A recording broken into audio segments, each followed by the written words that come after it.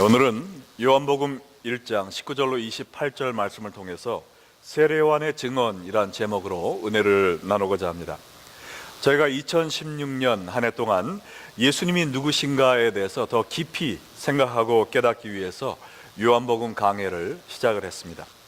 지난 첫 시간에는 요한복음 1장 1절로 18절 말씀을 통해서 예수님은 하나님이신데 이 조물주 하나님이 사람이 되셔서 우리 대신 십자가에서 돌아가심으로 말미암아 우리 죄를 사해 주시고 또 우리에게 구원의 선물을 주셨다는 것을 살펴보았고요. 이 그리스도 예수의 은혜에 대한 올바른 반응은 첫째로 예수님을 구주로 영접하는 것이며 둘째로는 예수님을 증거하는 삶을 사는 것이다 라는 것을 배웠습니다.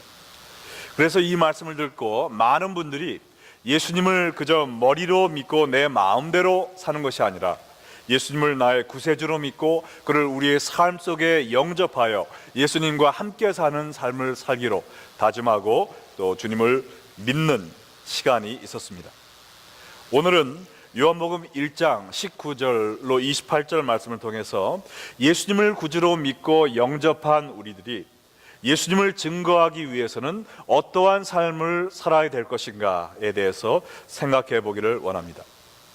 오늘 본문에 보면 요한복음을 기록한 사도 요한이 아닌 또 다른 한 명의 요한이 나와 있는데요, 이 사람은 예수님에 대하여 증거하기 위해 보내심을 받은 세례 요한이었습니다. 마가복음에 보면 세례 요한에 대해서 이야기를 하면서 예수님과 삶의 사역에 대한 이야기가 시작되는데 거기에 세례 요한의 삶의 목적이 무엇이었는가 이렇게 나와 있습니다. 1장 1절로 2절의 이야기하기를 하나님의 아들 예수 그리스도의 복음의 시작이라. 선지자 이사야의 글에 보라, 내가 내 사자를 내 앞에 보내노니 그가 내 길을 준비하리라.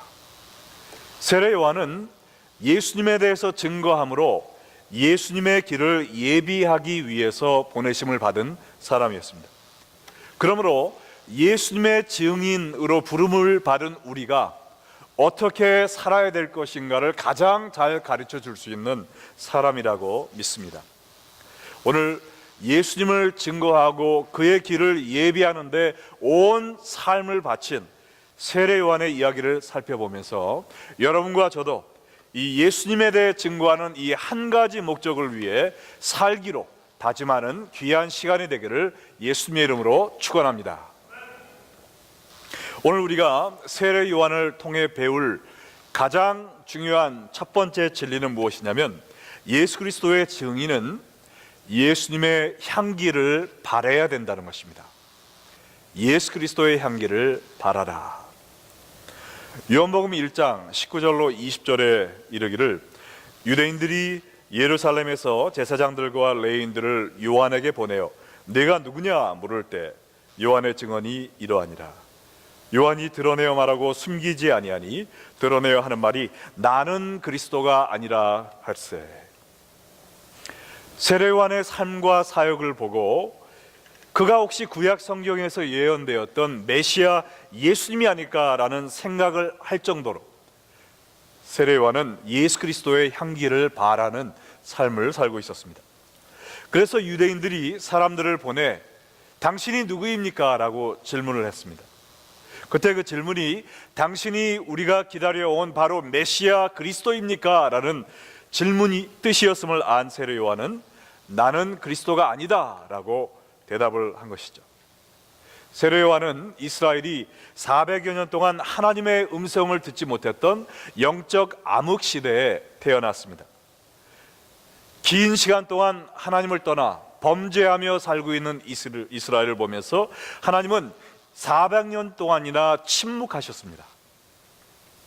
그래서 하나님의 임재를 4세기 동안이나 경험하지 못한 이스라엘 백성들은 오직 이 세상의 쾌락과 정욕만을 위해 살고 있었고 이스라엘 어디에서도 하나님의 살아계신 말씀을 듣지 못하던 말씀이 메말라 있던 시대였습니다. 그러나 이때 하나님의 보내심을 받은 세례 요한이 요단강가에서 하나님의 말씀을 선포하기 시작한 것입니다. 마가복음 1장 4절로 6절에 이르기를 세례 요한이 광야에 이르러 죄사함을 받게 하는 회개의 세례를 전파하니 온 유대 지방과 예루살렘 사람이 다 나아가 자기 죄를 자복하고 요단강에서 그에게 세례를 받더라. 요한은 낙타털 옷을 입고 허리에 가죽띠를 띠고 메뚜기와 석청을 먹더라. 모든 사람이 죄의 노예가 되어 허랑방탕한 생활을 하고 있을 때 세례요한은 담대하게 회개하라 천국이 가까웠느니라 외치며 하나님의 말씀을 선포하기 시작했습니다.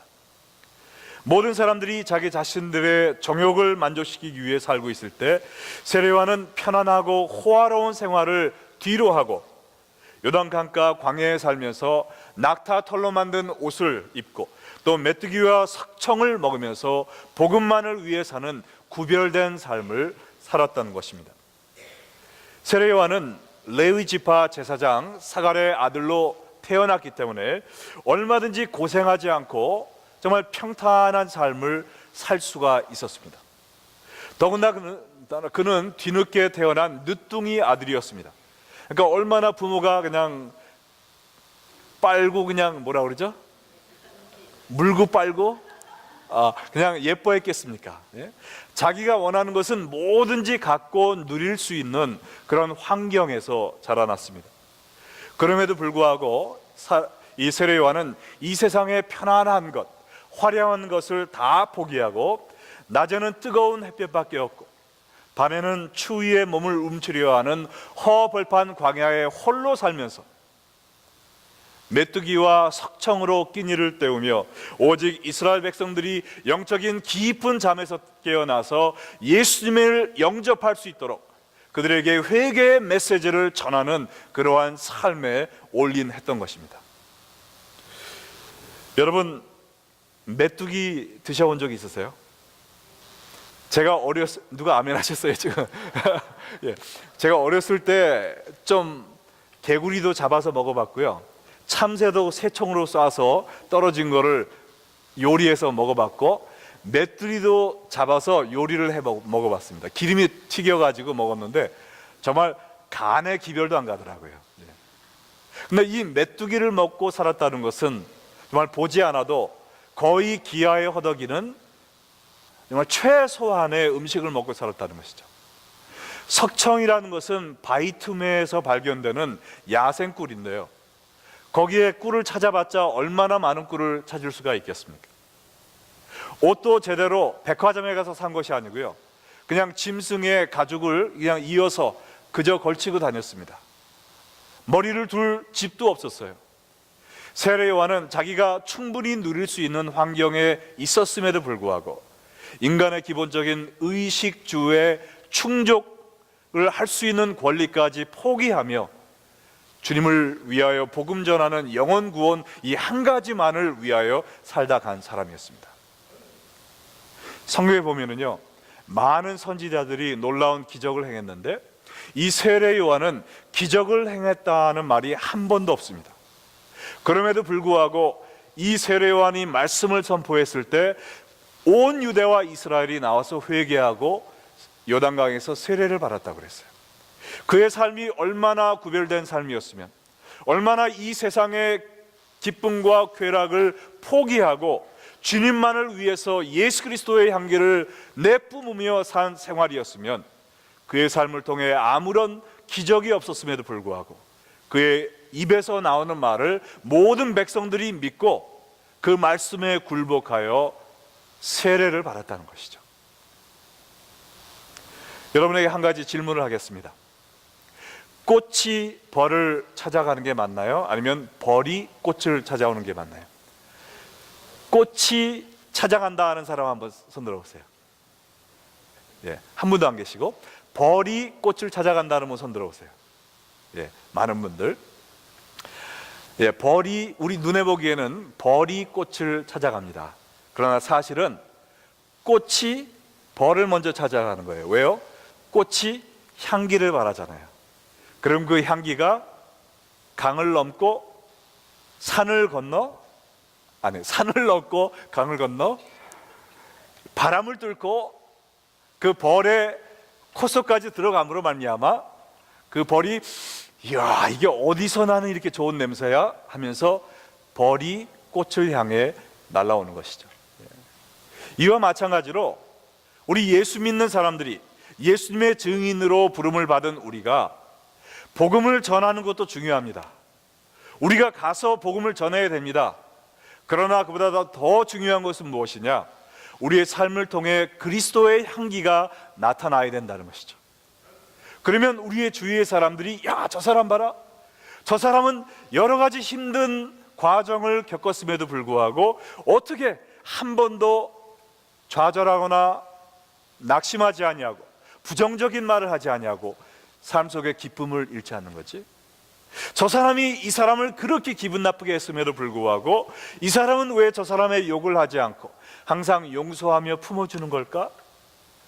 그들의 삶 속에서 뿜어져 나오는 그리스도의 향기를 보고 이 이스라엘 사람들이 세례 요한한테 찾아 나와 그를 통하여 예수님을 만난 것처럼 우리의 삶 속에 예수 그리스도의 향기가 퍼져난다면 우리를 통하여 많은 사람들이 예수님께 찾아 나오게 될 것임을 믿으시기 바랍니다. 제가 얼마 전에, 아주 오래된 일이지만, 제가 결혼도 하기 전에 집에 있는데 신문이 왔어요. 근데 보니까 한국에서 어느 여자분이 간증 집회, 전도 간증 집회를 하기 위해 미국에 오셨더라고요. 전도왕 아무개 미국에 오다 해서 뭐 어디에 전도 집회한다 해서 저희 어머님이 옆에 계셔서 어머니 이거 좀 보세요. 한국에서 전도왕이라는 사람이 왔네요 하고 보여드리니까 나 그 여자 알아 그러시는 거예요. 그래서 누군데요 했더니 그분이 한국에서 가장 유명한 법관의 아내 중에 하나였다고 합니다. 그래서 옛날에는 아예 정말 갑질 인생을 사는 거예요. 그분이 어떤 삶을 살았느냐, 아침에 친구들하고 얘기하면서 너 오늘 점심 뭐 먹을래? 짜장면이 먹고 싶은데. 그래? 가자 하고선 비행기를 타고 홍콩으로 날아간답니다. 그래서 홍콩에서 제일 맛있는 런치 그 식당을 찾아가서 먹는 거예요. 먹고 수다 떨고 쇼핑하고 그러다가 오늘 남편 늦게 오지 너 저녁은 뭐 먹을래? 나 스시 먹고 싶은데 가자 하고선 동경으로 날아가는 겁니다. 그래서 일본에 가서 스시 먹고 그 다음에 남편 오기 전에 비행기 타고 온대요. 그러한 삶을 살던 사람이었습니다. 그러던 어느 날 그분이 다니는 교회에 저희 아버님이 부흥회를 인도하러 가시게 되었어요. 근데 여러분이 저를 보시면은 젠틀하죠. 제가 고등학교 때 별명이 영국 신사였습니다. 네, 근데 저희 아버님은 저하고 굉장히 달라요. 굉장히 직설적이시고 부흥사로 부르심을 받았기 때문에 어떤 때는 막 싸납게 뭐 할 말 다 하시면서 말씀을 하셔서 저희 아버님을 통해서 굉장히 변화가 많이 일어났는데 저희 아버님이 그 여자분이 가끔 나가시는 그 교회에 부흥회를 갔어요. 근데 이 여자분이 부흥 강사가 왔다는 소식을 듣고 내가 한번 부흥 강사를 대접해야 되겠다라는 생각을 가지고 저희 그 교회 목사님을 통해서 저희 아버님에게 식사를 대접하겠다라고 이야기를 했대요. 근데 저희 아버님이 이렇게 딱 보니까 얼굴만 봐도 교만과 거만의 거미줄이 착친 거예요. 그래서 저희 아버님이 당신하고 더러워서 안 먹어 이렇게 얘기를 했대요. 당신이 주는 밥 더러워서 안 먹어. 그랬더니 이분이 충격을 받은 거죠. 나한테 이렇게 얘기하는 사람이 없는데 이 사람이 뭐길래 나한테 이렇게 얘기를 하나. 그래서 5기로 부흥회를 첫날부터 끝날까지 다 참석을 한 겁니다. 아마 그냥 화가 나서 이 목사님 말 꼬투리 잡아서 내가 한번 본때를 보여줘야 되지 이런 마음으로 왔는지도 모르겠어요. 첫날부터 마지막 날까지 다 참석한 후에 그 말씀을 통해서 완전히 초전박살이 난 겁니다. 교만이 완전히 깨져버렸어요. 말씀을 통해서 살아계신 예수님을 만난 것입니다. 그리고 그의 삶이 변하기 시작했어요. 그렇게 콧대가 높았던 거만한 여인이 이제는 동네에 있는 모든 사람들, 힘없는 사람들, 가난한 사람들을 찾아다니며 섬기는 일을 하기 시작했어요. 정말 애 낳고 봐줄 사람이 없는 가난한 집의 여인 가서 행주 빨아주고 밥 해대 주고 그 다음에 그 다른 애들 돌봐주고 그냥 끝까지 매일 가서 도와주는 거예요. 그 산모가 아니 당신이 누구신데 저한테 이렇게 친절을 베푸십니까? 물어볼 때 이 한마디 하는 겁니다. 예수님이 저를 바꾸셨어요. 자매님도 예수님 만나보세요. 예수 믿고 구원받으세요.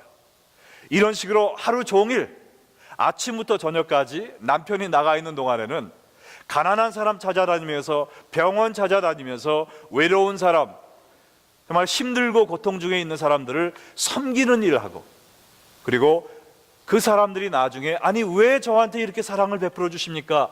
그 질문을 할 때 예수 믿으세요. 저랑 같이 교회 나가서 예수님 만나면 당신의 삶도 이렇게 변할 수 있습니다. 제가 과거에는 정말 철이 없고 거만하기 짝이 없던 사람이었지만 예수를 만나고 제가 이렇게 변했습니다. 이 간증 하나에 사람들이 그를 따라 교회에 나오기 시작했습니다. 근데 어떤 교회들은 뭐 전도 주일 해가지고 많은 사람들을 초청하는 그런 게 있잖아요, 한국에. 근데 그 전해, 제가 신문 보기 그 전해에 그 여자분이 다니던 교회에서 전도 총동원 주일이 있었는데, 이 여자분이 그 교회로 인도한 사람이 정확히 635명이었다는 것입니다. 네? 믿어지세요? 한 분이 과거에 자기의 잘난 맛으로 살 때는 모든 사람에게 정말 오히려 기분을 상하게 하며 살던 사람이었지만, 예수님을 만나고 그가 변화해서 남을 섬기면서 그의 삶을 통해 예수 그리스도의 향기가 뿜어져 나올 때, 그를 통하여 한 해에 주님께로 인도함을 받은 사람이 635명이라는 것입니다. 여러분, 전도는요, 우리가 성경을 빠삭하게 다 알아서 하는 것이 아닙니다. 내 속에 살아계신 예수님을 보여줄 때 전도가 되는 겁니다. 내가 만나지 않은 예수님을 어떻게 전할 수가 있습니까? 여러분이 예수님을 만나고 예수님 앞에 굴복하고 예수님이 여러분을 통하여 살기 시작할 때, 여러분의 삶 속에, 여러분의 언어 속에, 여러분의 행동 속에, 여러분의 생각 속에 예수님이 점점 나타나기 시작하는 거예요. 그걸 보고 사람들이 나도 당신이 믿는 예수님 믿고 싶습니다 찾아 나오는 것입니다. 여러분도 이 여자분처럼 많은 사람을 예수님께로 인도하는 삶을 살기 원하십니까? 우리 모두는 예수님의 증인으로 부름받았어요. 성령이 너에게 임하시면 권능을 받고 너희가 땅끝까지 이르러 나의 증인이 되리라고 말씀하셨잖아요. 이 증인의 삶을 살기 위해서는 먼저 나를 통해, 나의 삶을 통해 그리스도의 향기가 나타나야 될 줄로 믿습니다. 세상 사람들과 다른 삶을 살아야 됩니다. 세상 사람들은 돈 하며 더 움켜쥐기 원할 때, 예수님을 믿는 우리는 손을 펴서 더 베풀어야 되겠죠. 더 가난한 사람들을 보살펴야 되겠죠. 세상 사람들은 혈기를 부리며 싸우려고 할 때, 예수를 믿은 우리들은 더 용서하고 품어주는 화평을 만드는 사람들이 되어야 되겠습니다. 세상 사람들은 더 대접받기 원할 때, 우리는 겸손히 사람들을 더 섬기는 예수 그리스도의 종의 삶을 살아야 된다는 말입니다. 이러한 삶을 살 때 비로소 우리의 삶 속에서 예수 그리스도의 향기가 퍼져나오게 되고, 그 향기를 맡은 사람들이 우리를 통하여 예수님께로 나아가게 되는 줄을 믿으시기 바랍니다. 예수 그리스도의 증인으로 살기 위해 가장 먼저 예수 그리스도의 향기를 바라는 여러분 되시기를 주님의 이름으로 축원합니다. 두 번째는요, 예수님만 전하라는 것입니다. 예수님만 전하라. 세례요한은 사람들이 자기에게 찾아와 그가 누구인지를 알고 싶어 했을 때 자기 자신을 내세우지 않고 오직 예수님만 전했습니다. 요한복음 1장 20절로 21절에 보니까, 요한이 드러내어 말하고 숨기지 아니하니 드러내어 하는 말이 나는 그리스도가 아니라. 또 묻되 그러면 누구냐? 네가 엘리야냐? 이르되 나는 아니라. 또 묻되 내가 그 선지자냐? 대답하라. 대답하되 아니라. 사람들이 그가 메시아인 줄로 생각하는 걸 알고 한마디로 나는 그리스도가 아닙니다 라고 잘라 말했습니다. 그러면 당신은 구약 성서 마지막에 예언된 메시아 전에 올 엘리야입니까? 라고 물어봤습니다. 천사가 세례 요한이 엘리야의 심령과 능력으로 사역을 할 것이라는 예언을 했음에도 불구하고 세례요한은 아니다라고 얘기했어요.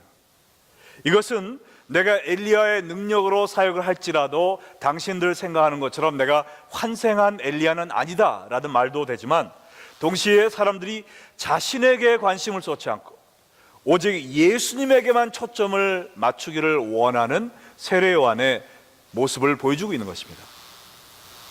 그리고 사람들이 또 그러면 네가 모세가 신명기 18장에서 이야기한 마지막 때 올 선지자냐라고 물었을 때도 간단히 아니다라고 대답을 했어요. 여기에 보면 자기에 대해서 말을 아꼈습니다. 자기에 대한 대답이 점점 짧아지는 걸 보세요. 나는 그리스도가 아니다. 나는 아니다. 아니다. 세례요한은 구주로 오신 예수님에 대해 증거하러 왔기 때문에 자기 자신이 주목을 받고 관심의 대상이 되는 것을 원치 않았습니다. 이런 세례요한의 모습을 보고 답답하던지 사람들이 단도직입적으로 물었어요. 그러면 도대체 당신은 누구입니까? 그때 세례요한이 어떻게 대답을 했는지 보십시오. 22절과 23절. 또 말하되 누구냐? 우리를 보낸 이들에게 대답하게 하라. 너는 내게 대하여 무엇이라 하느냐? 이르되 나는 선지자 이사야의 말과 같이 주의 길을 곧게 하라고 광야에서 외치는 자의 소리로라 하니라. 세례요한이 사람들 앞에서 자기를 내세울 수 있는 절호의 기회였습니다. 저는요 얼마 전에 그 천사가 나타나서 예언했잖아요. 그 예언으로 태어난 바로 접니다. 제가 그 사람이 올시다. 저요 그 유명한 제사장 사가랴라고 들어보셨나요? 그분이 제 아비올시다. 저는 하나님께 보내심을 받은 선지자고요. 제가 그런 사람입니다. 나시린의 선언을 한 사람입니다. 얼마든지 자기에 대해서 좋은 이야기를 할 수 있었습니다. 그럼에도 불구하고 나는 광야에서 외치는 소리에 불과합니다라고 이야기를 합니다. 주의 길을 곧게 하라고 광야에서 외치는 소리입니다라고 얘기했어요. 소리는 무엇입니까? 눈에 보이지도 않아요. 잠시 있다가 사라집니다. 내가 전해야 될 그 메시지를 전하고는 허공에 사라지는, 그냥 자취를 감추는 그런 존재입니다. 자기 자신은 오직 예수님을 전하는 이 사명만 전하곤 사라지겠다는 것입니다. 나를 주목하지 말라는 거예요. 나를 칭찬하지 마세요. 나를 바라보지 마세요. 오직 예수 그리스도를 보기 바랍니다라는 지금 선언을 하고 있는 것입니다. 얼마나 겸손하고 성숙한 모습입니까? 여러분은 예수님의 증인으로서 어떠한 마음 자세를 가지고 살고 계십니까? 사람들이 여러분을 알아주기를 더 원하세요? 아니면 예수님만 알아주기를 원하십니까? 여러분의 얘기를 그렇게 더 즐겁게 하세요? 아니면 예수님의 얘기를 더 신나게 하십니까? 사람들이 여러분을 칭찬해 주기를 더 원하십니까? 아니면 예수님을 찬양하기를 더 원하십니까? 우리는 예수님에 대하여 증거하고 하늘나라로 바람과 함께 사라질 소리에 불과하다는 것을 기억하시기 바랍니다. 우리의 사명은 내 자신을 드러내는 게 아니라 오직 예수님만 드러내는 삶을 살아야 되는 것입니다. 예수님의 향기를 드러내는 삶을 살아야 하지만 그 크레딧과 칭찬을 우리가 받아서는 안 된다는 것입니다. 우리의 선행과 변화된 삶을 통해 사람들이 오직 예수님께만 주목할 수 있도록 예수님께 모든 공로를 드리고 오직 예수님만 인정받게 하는 삶을 살아야 될 줄로 믿습니다. 여러분 한번 상상해 보세요. 우리가 이런 삶을 살아야 됩니다. 예수님의 향기를 짙게 드러내는 선한 삶을 살아요. 지나가던 사람이 우리의 삶을 보고 이게 무슨 향기야? 이게 예수님의 향기 아니야? 하고 착 쳐다보면 그 자리에 우리는 벌써 사라지고 없어요. 오직 십자가만 딱 서 있습니다. 우리는 선행을 하고 사람들에게 인정받기 전에 십자가 뒤에 딱 숨는 거예요. 예수님이 하셨습니다. 살아계신 하나님이 하셨습니다. 저는 아무것도 아니지만 하나님이 능력 있는 분이시고 하나님이 당신의 삶 속에도 이런 일을 할 수 있습니다. 오직 예수님만 존귀 있게 하는 삶, 이러한 삶을 살 수 있다면 얼마나 좋겠습니까? 선행을 하고 사람들이 이렇게 착 돌아보면 거기까지는 좋았는데 도망가지 않고 거기 딱 서 있어요.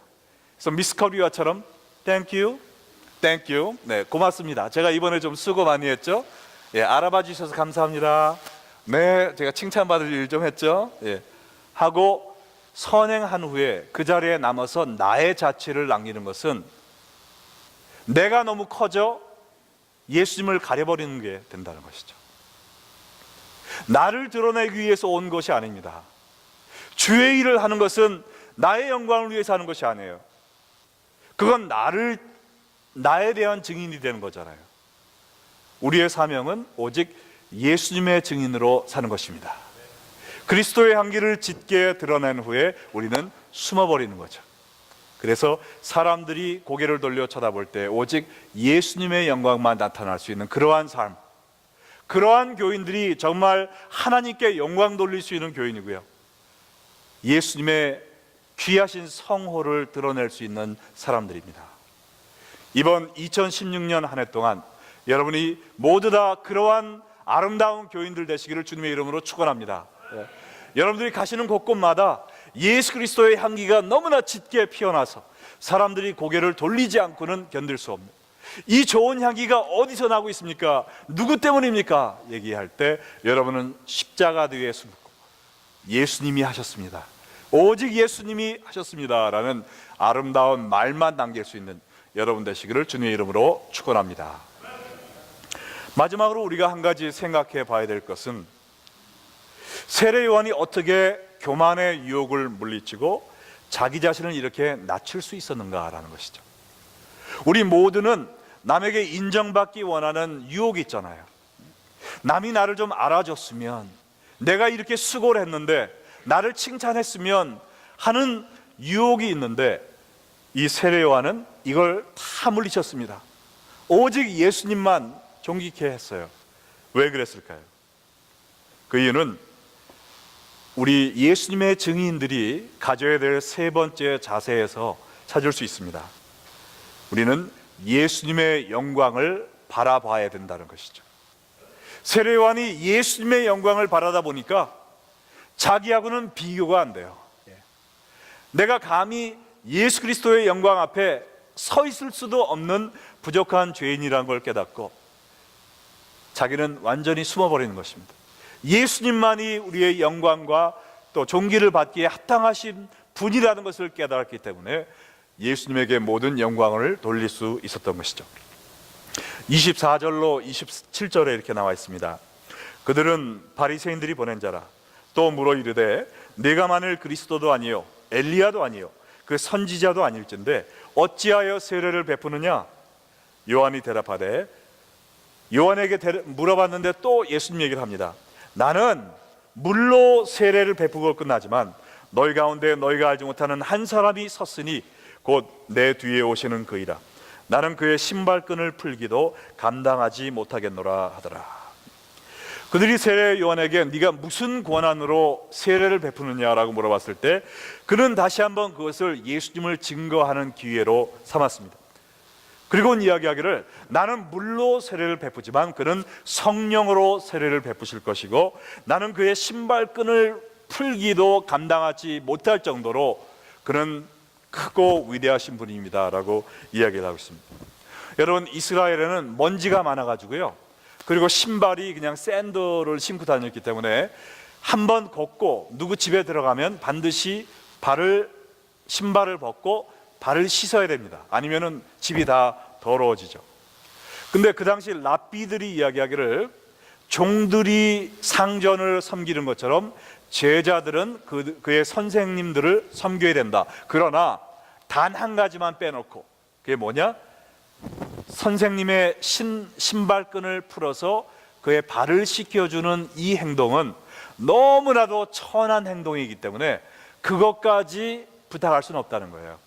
그거는 종들과 노예한테 시키고 나머지는 상전하게 하듯이 너희 선생님들을 섬겨라 그랬습니다.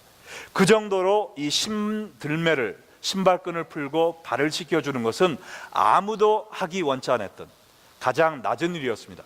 그래서 요한복음 13장에도 제자들이 안 하려고 하고 예수님이 그렇게 해주셨잖아요. 근데 세례 요한이 이야기하기를 예수님은 너무나도 영광스러운 분이시기 때문에 내가 그의 신발끈을 풀어 그의 발을 씻기는 것은 나에게 너무나도 영광스러운, 내가 그럴 자격조차 없는 그러한 비천한 사람이라는 것입니다. 상대적으로 예수님이 이렇게 위대하신 분, 이렇게 존귀하신 분이라는 것을 이야기하고 있는 것이죠. 세례요한은 예수님께서 이 세상을 창조하신 조물주 하나님이라는 걸 알고 있었어요. 그럼에도 불구하고 우리를 그토록 사랑하셨어.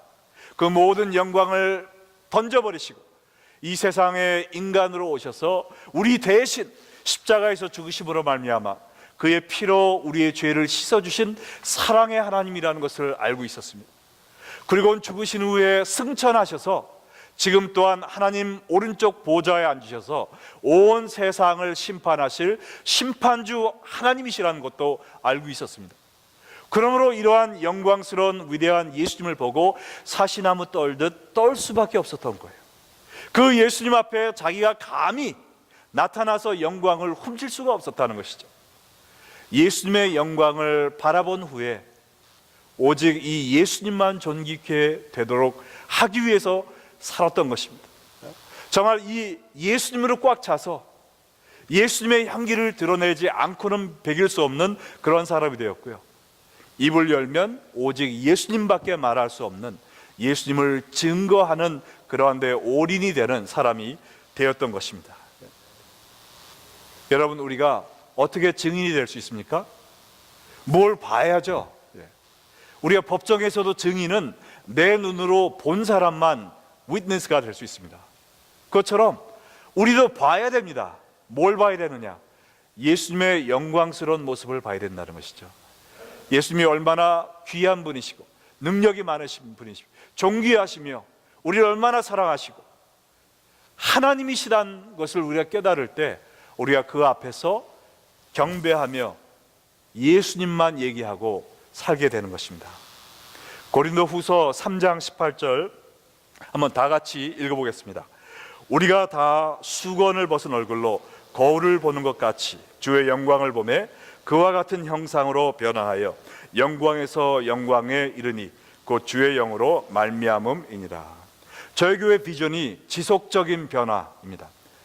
날마다 예수님을 닮아가는 제자를 만드는 것이 저희 교회의 목표이죠. 어떻게 우리의 삶이 변화될 수 있는가? 주의 영광을 볼 때 우리가 그와 같은 형상으로 변한다고 그랬습니다. 우리가 예배를 드려도 그냥 순서대로 예배 드리고 끝나는 것이 아니라 예배 중에 함께 하시는 하나님의 영광을 경험할 수 있는 교회가 되어야 된다는 것이죠. 찬송을 부르면서도 찬송을 받기에 합당하신, 이 자리에 오셔서 우리의 찬송을 받으시며 기뻐하시는 하나님의 모습을 보고 우리가 그 앞에 경배하며 무릎 꿇는 그런 경험이 있어야 되는 것이죠.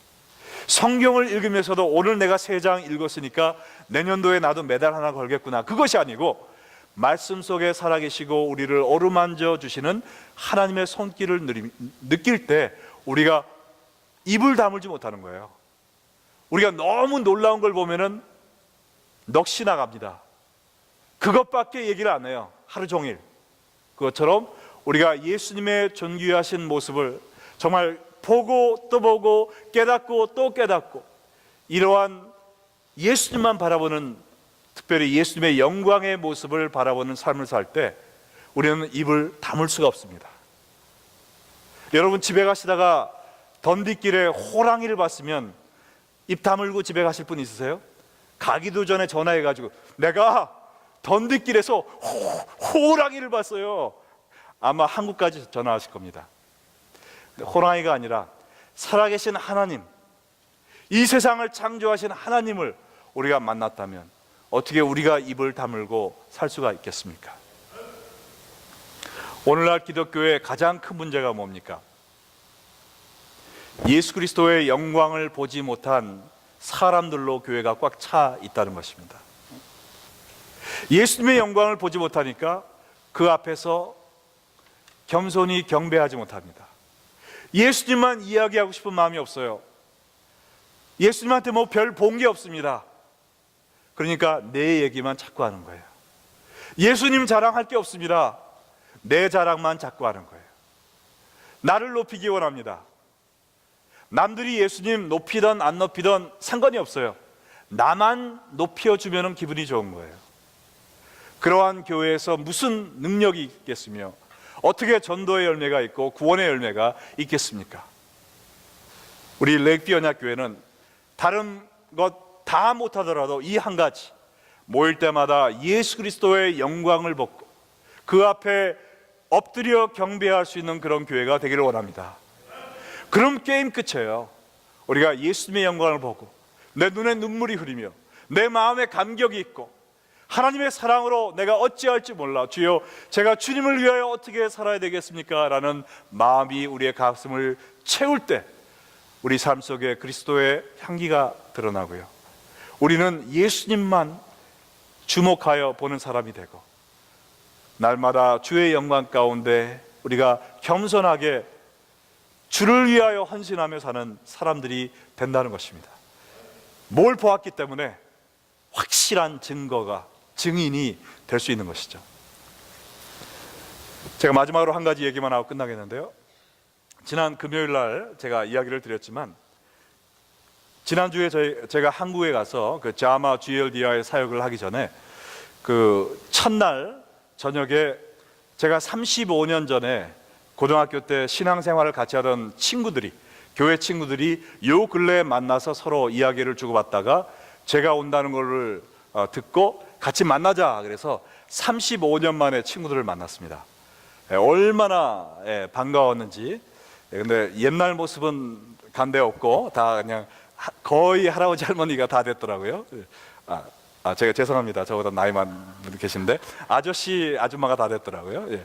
근데 그 중에 제가 가장 친했던 친구가 하나 있어요.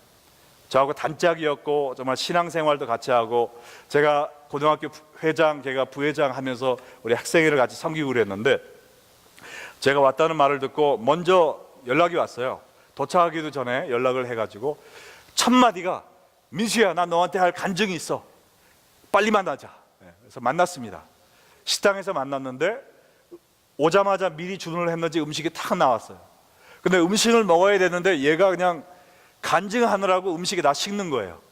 그 정도로 만나자마자 예수님 얘기를 하는 겁니다.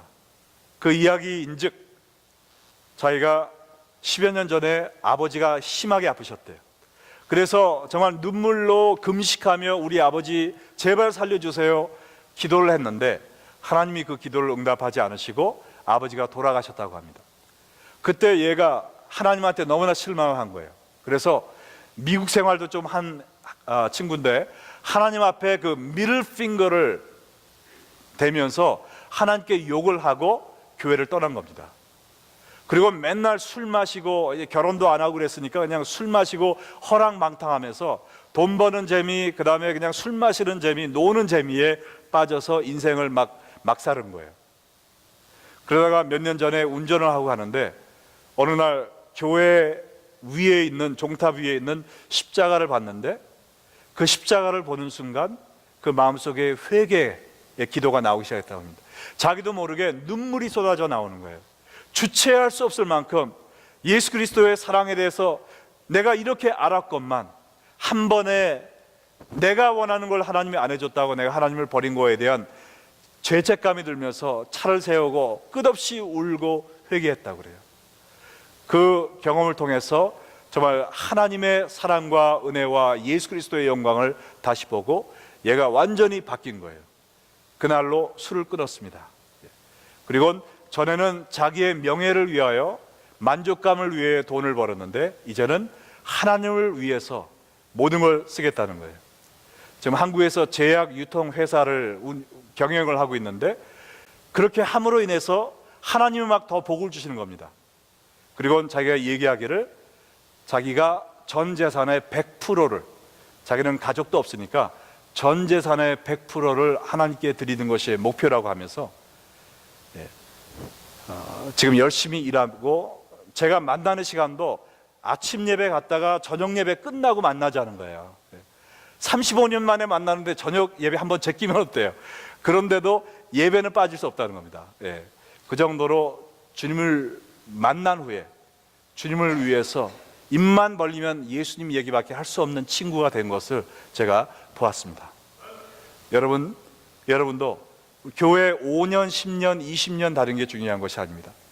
여러분 정말 영의 눈을 열어 예수님의 사랑, 예수님의 능력을 가슴 뜨겁게 다시 한번 느끼고 받아들인 것이 언제입니까? 예배를 많이 드린 게 중요한 게 아니에요.